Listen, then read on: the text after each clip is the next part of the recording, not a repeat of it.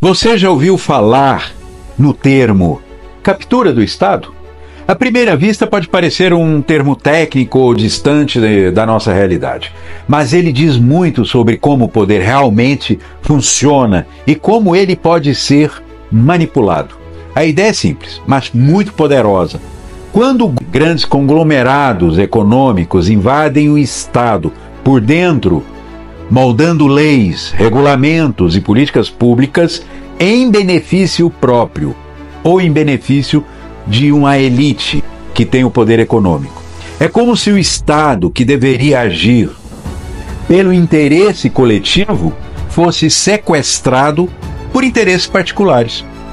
É o privado buscando tirar proveito do Estado. Por isso o termo captura. Isso vai muito além de um simples suborno ou corrupção pontual. Uma corrupção qualquer. Aqui não se trata de burlar regras, trata-se de escrevê-las do jeito que convém a uma elite econômica e que quer o lado político. Principalmente, juntar o político e o econômico. Esse conceito ganhou força, captura do Estado, a partir do ano 2000, quando o Banco Mundial lançou um relatório com o título revelador Seize the State, Seize the Day. A gente poderia traduzir como quem domina o Estado, domina o jogo. O estudo analisava países da antiga União Soviética, que após o fim do socialismo, deveriam ter se transformado em democracias sólidas e em economias mais abertas, talvez mais liberais. Mas a realidade foi bem diferente. Aí que é o X da questão. Em vez de estados democráticos e eficientes, surgiram oligarquias econômicas que tomaram conta do poder. Elas não apenas influenciavam, elas escolhiam ministros, redigiam normas e desenhavam políticas públicas sobre seus interesses. Esse tipo de captura se torna ainda mais fácil em momentos de transição institucional, quando as regras ainda estão sendo debatidas e as instituições estão frágeis. O que aconteceu com as ex-colônias da União Soviética, lá para os anos 90. Quando setores estratégicos como o do petróleo, o do gás, o dos bancos, o sistema financeiro, que inclui ainda nesse rol os meios de comunicação, que tem um papel importante nessa forma de poder, de domínio. Todos eles foram rapidamente ocupados por grandes conglomerados privados. Casos semelhantes se repetiram em vários países, saindo da Europa, como a África do Sul, num episódio muito conhecido como o Estado Capturado, que envolveu os irmãos Gupta e o ex-presidente Jacob Zuma. Isso após o Apartheid. Eles não apenas influenciavam o governo, lá na África do Sul, mas atuavam dentro dele, controlando contratos e nomeações. E nada disso acontece por acaso. Trata-se de uma estratégia cuidadosamente planejada.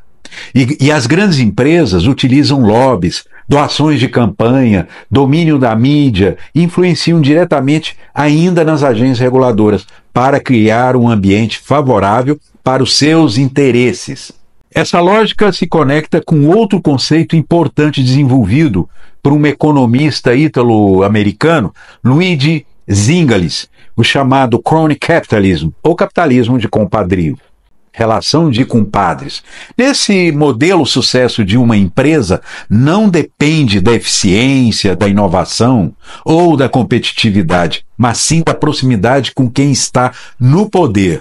Gente, olha aí, o famoso quem indica. É tudo por conveniência e não por competência. E o resultado disso? A concorrência é sufocada, o mercado perde sua dinâmica natural e o acesso ao Estado se torna o principal ativo dessa elite. Empresas deixam de disputar espaço em igualdade de condições, porque estão nas mãos de uma elite interessada em extrair o máximo de proveito do Estado. E veja bem, isso não é exclusividade dos países do leste europeu, ou mesmo da África do Sul. No Brasil, por exemplo, vejam bem, o escândalo das empreiteiras revelado de forma contundente pela Operação Lava Jato, a tão falada Operação Lava Jato, mostrou como grandes corporações se organizavam para dominar licitações públicas, financiar campanhas políticas e influenciar diretamente nas decisões ministeriais.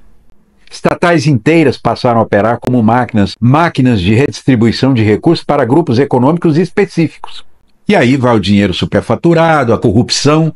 Essa captura do Estado acaba sendo também uma estrutura muito corrupta. E ela acontece de forma discreta, silenciosa. Se bem que hoje as coisas estão muito claras. A Lava Jato, bem ou mal, a Lava Jato acabou colocando uma situação aí. Uma agência reguladora sob o comando de ex-executivos do setor que deveria fiscalizar, ou um projeto de lei aparentemente neutro, mas eles são escritos por escritórios que representam interesses privados. É a pura privatização do Estado.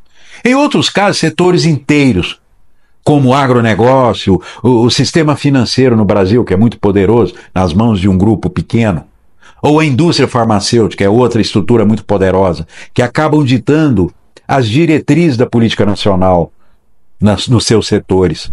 Ou seja, definindo o que entra ou sai da pauta no Congresso, ou seja, o Congresso capturado. Essa dominação disfarçada nos obriga a reavaliar limites entre o público e o privado. E aqui está a ironia.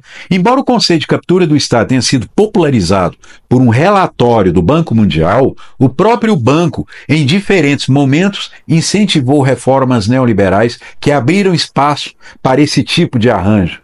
Além disso, o termo captura do Estado pode ser usado de forma genérica, esvaziando o debate se não for aplicado com profundidade, com sensibilidade e com senso crítico.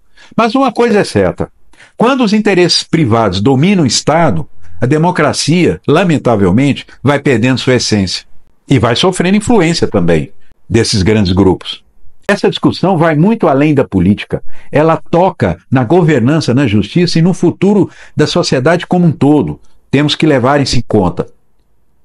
E a pergunta que precisa ser feita, eu acho que é muito incômoda.